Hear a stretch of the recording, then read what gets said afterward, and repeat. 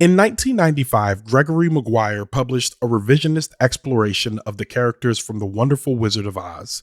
It was entitled Wicked, The Life and Times of the Wicked Witch of the West.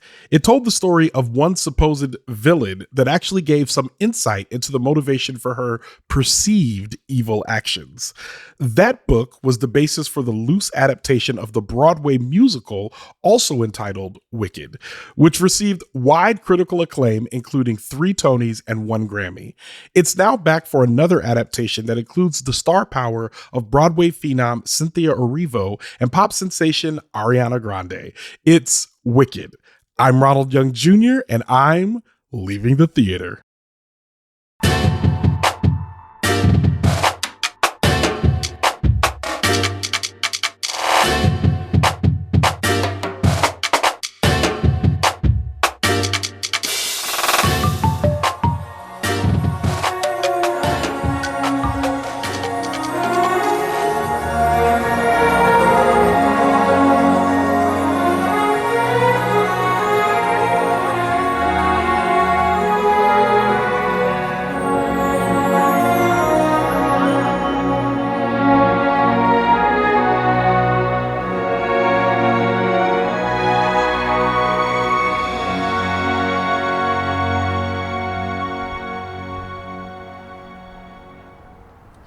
All right, this is Ronald, and I'm leaving the theater after seeing Wicked.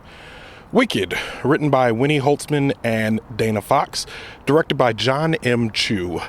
starring Cynthia Erivo, Ariana Grande, Jonathan Bailey, Ethan Slater, Bowen Yang, Jeff Goldblum, and Michelle Yeoh. And for a complete cast listing, as always, you can go to the link in our show notes. It's just me today for this very long musical film. Okay, so for those of you who don't know, Wicked is based, this is a movie that is based on a musical that is based on a book that expands the Wizard of Oz. I can't remember if he was inspired by the movies or by reading the books, but I know that this book, Wicked, I think it's The Life and Times of the Wicked Witch of the West, something along those lines is the subtitle of it. You can look it up. But it was written in 1995. And funny story is I was in the library in 1995 or 1996, the Lorton Library across the street from my house. And I saw this book. And I remember one of the first times I read all the time. I used to read, I tear through books. And I remember seeing this book and thinking, man, I really want to read that. But I didn't, because I didn't want to go into the house with a book called Wicked and have my mom plead the blood of Jesus and be like, what you reading stuff like that for? What's in there? Because they would have never oh, this is about something that we've already shown you, which is the Wizard of Oz, which already has witches. So I'm not going deeper into witch lore. I just want to hear the backstory of this Wicked Witch. I thought it was so interesting when I saw the cover. And I've been kicking myself for decades, because when the musical came out, I was like, that musical's based on that book I wanted to read, and I never read it.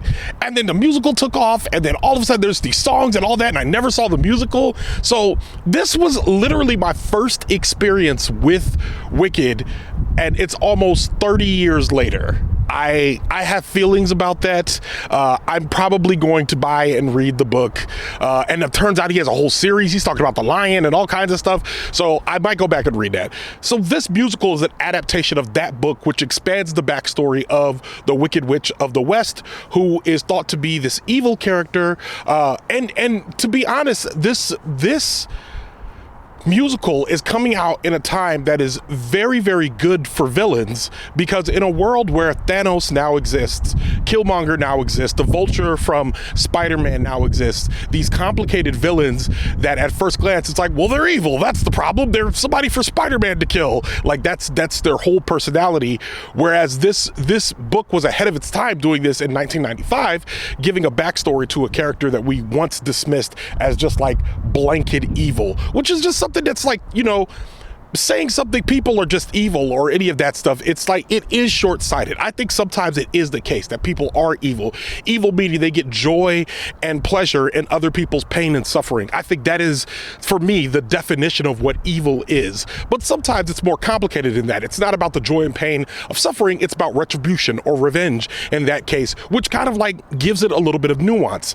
And in this film, that's what's happening here. We're dealing with Cynthia Erivo, who is Elphaba, later known in the film as Elfie, and there is Ariana Grande, who is known as Glinda the Good Witch, and she is, well, actually at the time she's called Galinda as opposed to Glinda, and her and Elphaba are both in some sort of wizard college, which is kind of confusing when watching it, because the one thing that I think is that a film like this existing in a post-Harry Potter world means that there's things that, this is kind of one of my main quibbles with the film. It feels like it expects us to know things walking in, whether it be about the Oz world or about wizarding and witchcraft and all that, like initially, which kind of bothers me, because I don't know. You can't, as a movie goer, you can't assume that I know what's going on. But there's just ways in which they show up to college, and I'm like, I don't know what this college is. Like, what are they doing here? Like, what is this all about? And it's like a wizarding college. So I was like, well, do they know they have powers? Like, what even is Oz? How did we get here? But the assumption is that Oz is a place that, you know, is cool. Like, we in Oz. So they don't give us any backstory on what Oz is, why there's a wizarding college, who are these people that go there. And it's weird because one of the main plots of the movie is that Elphaba, or one of the main scenes in the movie that starts, is that Elphaba is born green because her mother was drinking some green juice or something like that, and she was cheating on the husband. She's cheating on her husband, and Elphaba comes out green. And I feel like one thing that, again, bothered me about this movie, and it might be more of a bothersome about the musical as a whole, is that there is a bear and a wolf delivering the child, because the animals can talk in this universe. There's a bear and a wolf delivering the child, and the child comes out green, and everybody's like, yo, this is weird. And I'm like, what? That's not the weirdest thing happening in this room. That's not the, and that happened several times in this film, where something weird would be happening and they'd be like, yo, but she's green though, and everybody be like, yeah, that's weird. And I'm just like, I don't, in terms of a source of oppression, it feels like they could have went to a different source for the oppression. And I don't think they quite nailed that. What did work was that despite her being green, she is a black person, and being a black woman, especially in this space, and then especially in this very conveniently diverse space, because you know with 2024 movies, there's going to be a lot of films in which they're diversifying the cast in a very intentional way to kind of give it a different kind of look and feel. But this is like, I know Cynthia Erivo, she is a black woman, and she looks like a black woman, even though she is green. So seeing her with this dark green paint on, I'm still looking at this as like, man, this is a black person being oppressed and ridiculed by her colleagues and peers, which is very, very frustrating. So I can understand that, and the way that Cynthia Erivo portrays it, plays it with that same level of frustration, like, ugh, I gotta explain myself being in this room again, which I think is done well. Cynthia Erivo gives a great performance. She sings well, she acts well, she's very subtle. Unfortunately, not for her, but I'd say for her Oscar chances, because I don't know if she's going to be nominated for Best Lead Actress or Best Supporting Actress, but I know someone who's definitely going to be nominated for one of those two, and that's Ariana Grande.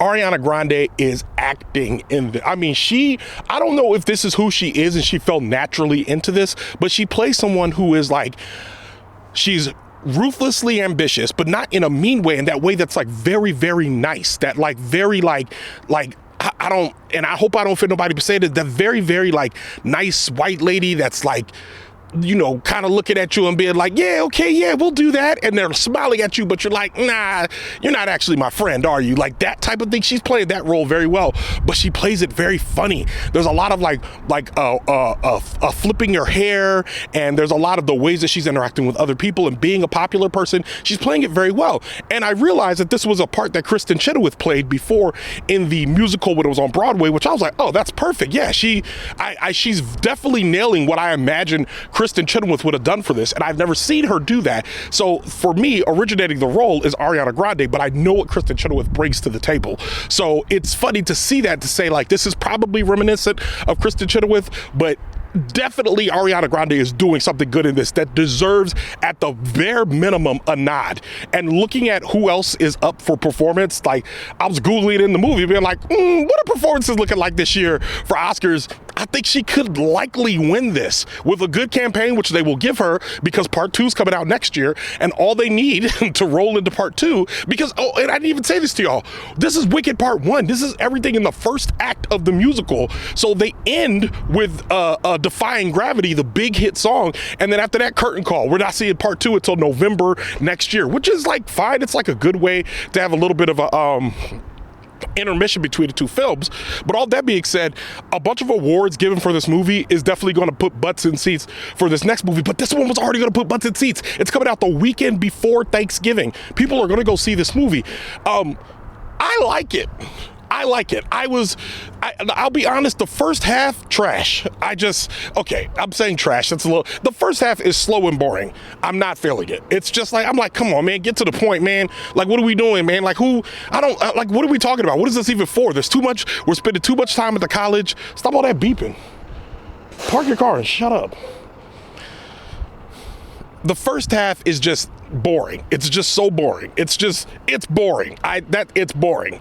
I'm like, get to the point, speed this up. There's relationships and parts of this I don't care about. I don't really care about that much about Elphaba's relationship. All right, with the honking, are you serious? I don't care about the relationship with her and her father. I don't care about the relationship between her and her sister. That doesn't matter as much. It informs who she is, but the ridicule that she's receiving from everyone else is also informing who she is. But the thing that gets me is the second half of the movie, basically, and I'm not even the second half, the final third of the movie is so good because they get to Emerald City, and when she's interacting with the wizard, that's when I'm like, oh, okay, now we can see what's going on, because there's this subplot happening about animals that I'm really interested in. I'm like, oh, where is this going? And it's obviously something that's going to play a role in the rest of the film series or the rest of this movie that I'm watching right now.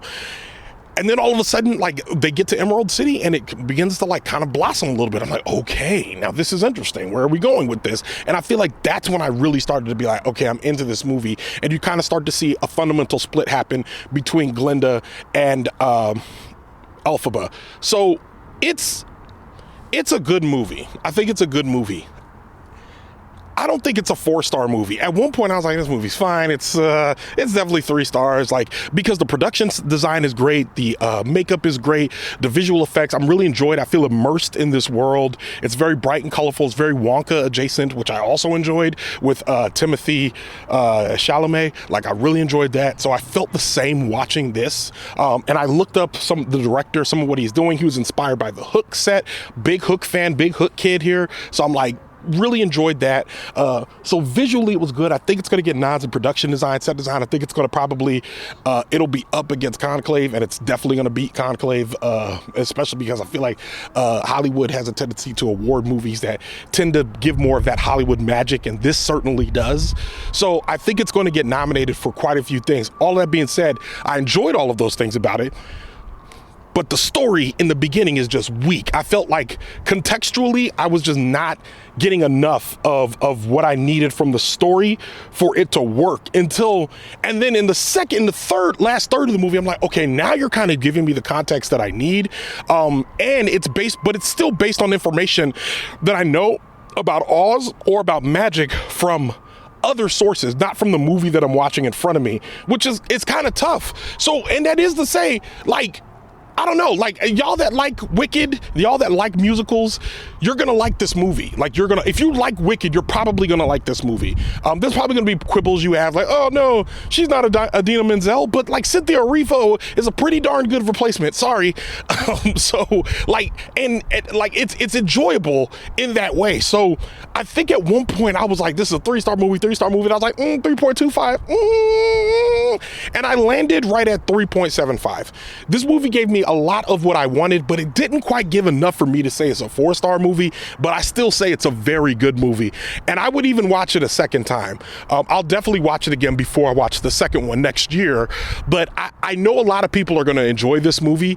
And I think if you're into musicals, if you're into Cynthia Erivo, if you're into Ariana Grande, if you're into the world of Oz, if you're into the musical Wicked specifically, I think you're going to be rewarded by watching this movie, especially that they're taking their time and splitting it into 2 movies, making breaking it in act 1 and act 2. Like, I mean, people don't really do that anymore. Normally they break the last movie into 2 movies, but this is the first time where they're like, hey, look, honestly, if we're going to do this, we're going to make 2 3-hour movies. I mean, that's Lord of the Rings type stuff. You know what I mean? This movie was 2 hours and 47 minutes, if I'm not mistaken, which I'm sitting there watching. I'm like, okay, I see what you did. I mean, maybe in the first part, I'm like, hey, maybe you didn't need all of this. Maybe it could have been like a 2-hour movie and still like, you know, but there's parts and stuff that they were dedicated to not cutting out. And I feel like they did a good enough job at it that I'm mostly satisfied watching this. But it happened in the second half to last third of the movie, which for me is like not enough to say it's a 4-star movie. If you had a slow start and the last 2/3 was like really good, then yeah, but I feel like that's not what happened here. So 3.75 of 5 stars. And with that, Leaving the Theater is a production of Oh It's Big Ron Studios. I mixed this episode, and let me tell you what's happening. You're hearing this episode on Monday, and you heard the Gladiator 2 episode on Friday. That's because I didn't see a movie last week, which means, and then Gladiator 2 and Wicked came out on the same weekend. So it kind of worked out perfectly that I was able to drop Gladiator 2, which I'm about to go home, and chop together, which I wish I would have done earlier this week, but I didn't. But I'm about to go home and chop together so I can put it out for you tomorrow morning. Today's Thursday. I'm seeing Wicked on Thursday. Gladiator 2 is dropping out on Friday, and then you're going to see another episode of Leaving the Theater on Monday, which is probably the closest edit I've done together. And this is also the first time that I've dropped the movie on the day that, or one of the first times. I used to do it earlier when I thought I was better at this than I am, but this will be one of the few times that I'm dropping a movie out on the day, dropping a review on the day the movie comes out. That takes a lot of work, y'all. This isn't an easy job. And I'm working on offerings when it comes to Patreon, but just so you know, when you pay me, you are paying for me to continue doing the show, because it's hard to do. It's not easy.